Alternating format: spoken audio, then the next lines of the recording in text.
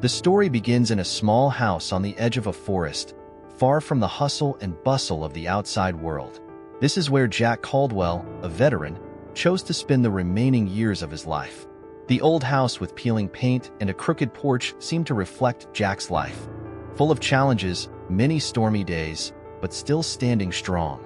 It wasn't an extravagant house, just enough for him, providing a safe distance from everything outside, a sanctuary. Each day for Jack begins the same way. He wakes up as the first rays of sunlight shine through the window. So familiar with these mornings, Jack doesn't need an alarm. He brews a cup of coffee in his old coffee filter, a sound of bubbling like an old friend, a part of his simple routine. He then sits on the porch, looking out into the forest, no one disturbing him, and that's all he needs. The days pass quietly, with few words and few encounters, completely separated from society. Today was no different from the others. The surroundings seemed to repeat in a pattern Jack had become familiar with over the years. The sun filters through the thick trees. The golden light of the morning spreads across the yard, dotted with dewdrops. Jack sips his coffee, his hands steady. Despite the passing years and his graying hair, his face still tidy, without a single strand of beard. He still keeps the habits of a soldier, even though it's been years since he served in the military, and he's proud of it. Silence is a part of Jack's life. It seems that nothing here can disturb him, except for the occasional bird calls and the rustling of leaves in the wind.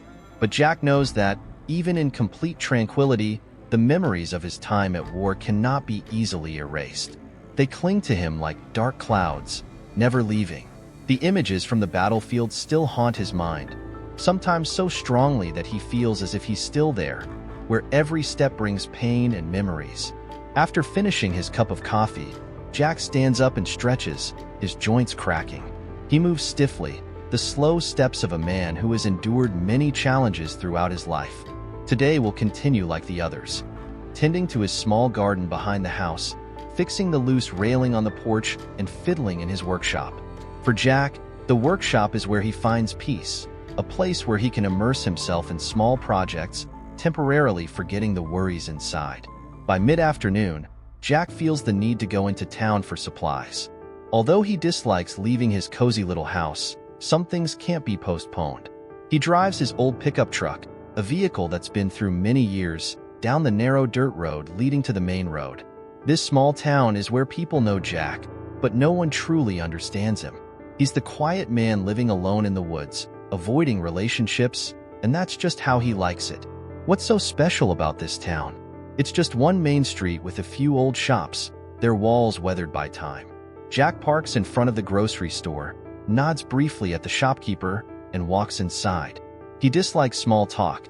He just grabs the essentials, like canned goods, coffee, and other necessities.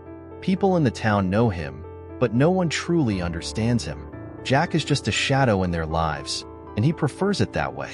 As Jack is loading the goods into his truck and preparing to head home, something strange catches his attention.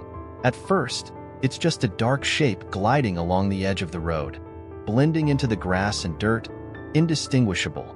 Jack slows the truck down, squints in the direction, and gradually realizes that an animal is lying there, large and thin, clearly injured. Its fur is matted with dirt and blood, one leg broken at an odd angle. Despite being a man who has seen countless brutal battles, Jack cannot ignore this sight. Jack pulls over to the side of the road and stops. He gets out of the truck and slowly approaches the dog, a feeling of sympathy rising in his chest. The dog opens its eyes, blurry with pain, but its eyes still shine with resilience, unwilling to give up. A low growl escapes the dog, a warning full of fear and exhaustion. Jack stops for a moment, looks at the dog, and then gently says, "What happened to you, little one?" The dog looks at him, seemingly about to warn him once more, but Jack raises his hand, signaling peace. "Calm down, I won't hurt you." At that moment, between the man and the dog, there's a special connection, a silent understanding. With a sigh, Jack decides to take the dog home. He covers it with an old blanket and carefully places it in the passenger seat. The entire ride back is silent, occasionally interrupted by the dog's whimpers of pain. However, Jack doesn't worry. he's used to facing challenges and pain in life. In his mind, one question echoes. Will this dog help him find back a piece of his lost humanity? When they get home, Jack gently carries the dog inside, placing it on the old blanket in the corner of the living room. He gets a bowl of water and some leftover food, setting them nearby. The dog sniffs at it but doesn't eat, instead just lying there, watching Jack's every move, cautious but exhausted. Jack sits down next to it, as if talking to a friend. He doesn't know its name, but he senses strength in this animal, as if it's been through battles that only old soldiers could understand. One day passes, and Jack realizes that this dog is not just an injured animal. It possesses a hidden strength. As it recovers, Jack feels the bond between them growing stronger. The dog gradually regains its strength. Its wounds start healing. Jack begins training Max, testing its responses, and realizing that the dog reacts extremely well to every command he gives. "You're not just an ordinary dog, are you?" Jack says, impressed by Max's sharpness. Everything seems to be in place, but when Jack goes into town the next time, everything changes. A racist biker gang appears and starts provoking him. Not only do they mock him, but they also vandalize Jack's property, with vulgar messages painted on his house's walls and objects around the yard smashed. Jack realizes that this time, he cannot avoid it anymore. His peaceful life is under threat, but there's no fear in him, because this time he's not alone. He has Max, a real warrior, and he won't let anyone invade his protected space. One of the bikers lunges at Jack, grabbing his sleeve. Hatred and racism are evident in the biker's eyes. However, Jack stays silent, focusing on staying calm. He knows this is the time for self-defense.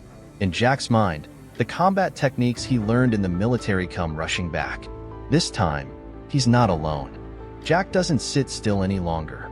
These bikers have gotten the better of him many times before, and now they're not just harassing him but destroying his property, painting vulgar words on his walls. But Jack doesn't react with violence. Instead, he uses the fighting skills he learned in the military. A sophisticated defense strategy is set in motion. He walks around the yard, where he had previously designed and tended carefully. Jack carefully places cans connected by strings along the main pathways.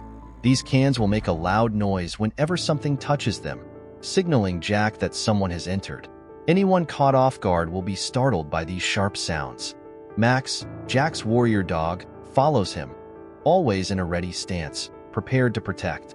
Each time Jack walks by, Max looks around, its eyes alert like a true warrior, ready to strike whenever needed. Jack continues observing from the window, his mind fully alert. Every step, every move is calculated. Not only are there traps, but he also carefully checks safe positions inside the house, considering where he can defend against attackers. Every small detail Jack prepares reflects his persistence and determination to protect this house and the things he values most. One night, the biker gang returns, this time seemingly better prepared. Jack hears the sound of motorcycles from afar, but the sound is no longer unfamiliar. Instead, this time, he feels ready to face them. There is no fear, only calm and resolve. Because this time, he's not alone. He has Max. The dog, his loyal companion, has become Jack's trusted partner in every fight. As the bikers approach, Jack doesn't rush. He stands still in the shadows, gripping his gun, but not intending to shoot immediately. This time, he won't do what he did before. He's prepared. Every step of the bikers is part of his plan. As they get closer, Jack quietly opens the door, stepping back into the shadows, making sure they don't see him. Max stays by his side, silent as a soldier waiting for orders. The bikers enter the yard, but the cans Jack set up have startled them. One of them trips on a wire, knocking over a row of cans, making a deafening noise that grabs everyone's attention. At that moment, Jack doesn't miss the opportunity. He fires a shot into the air, a clear warning. The bikers stop, eyes wide with fear, but they don't back down. Jack steps out from the shadows, gun in hand, but instead of continuing the attack, he patiently demands that the bikers leave. Their leader, a man with a snake tattoo on his neck, just laughs mockingly and orders the gang to continue their attack. However, Jack is prepared with another defense strategy. Not only does he have a weapon, but he also has the intellect and calmness of a veteran soldier. Everything he does is not random. It's all carefully planned to protect his home. The biker gang cannot imagine they would face such fierce resistance. They continue to charge at him, but Jack and Max are ready. Max attacks the nearest biker, quickly locking him down. With the fighting skills trained in the military, Max is not just a dog, it's a real warrior. Time seems to stand still as Jack leaps into action, helping Max and taking down the leader of the gang. The coordination between Jack and Max becomes perfect, each move calculated and executed as if in battle. In a brief moment, Jack takes down the leader, holding the gun and locking his hand. The gang leader breathes heavily, staring at Jack with fury and hatred. But when Jack calmly says, "No one owns this place but me," the biker knows he's defeated. No words are needed. Everything is clear. Jack has won. Max continues growling, always watching, a loyal soldier, protecting his owner to the end. The bikers turn and walk away, no longer carrying the arrogance they once had. Jack watches them go, not feeling joy, only calmness in his heart. He knows this is just the beginning, but at least he has protected the home he built with his own hands. The final showdown ends. Though the house is damaged, Jack and Max remain alive. The bikers have retreated, but Jack understands that life's challenges never end. He looks at his house, the walls covered in vulgar messages, the broken items. But at least he stands strong. He and Max have protected what they cherish most, and that's the most important thing. In the days that follow, Jack begins repairing the damage. The house slowly recovers, but the wounds in his soul have not yet healed. Max is always by his side, becoming the most reliable friend, helping him through the darkest days. Jack knows the challenges will continue, but at least he no longer has to face them alone. The relationship between Jack and Max is not just about simple rescue, but also a testament to the power of friendship. Despite facing difficulties, both of them overcame challenges and protected each other. This shows that unity can help us conquer even the most formidable enemies. In life, there will be times when we feel attacked or invaded. However, learning how to protect what is ours, whether it's our home or our loved ones, is crucial. Jack didn't just protect his house, but also what he cherished, peace and cherished memories. Despite facing great challenges, Jack never gave up. Through his relationship with Max, he found hope and purpose in life. This shows that no matter how difficult life gets, there is always a chance to rise again and start over.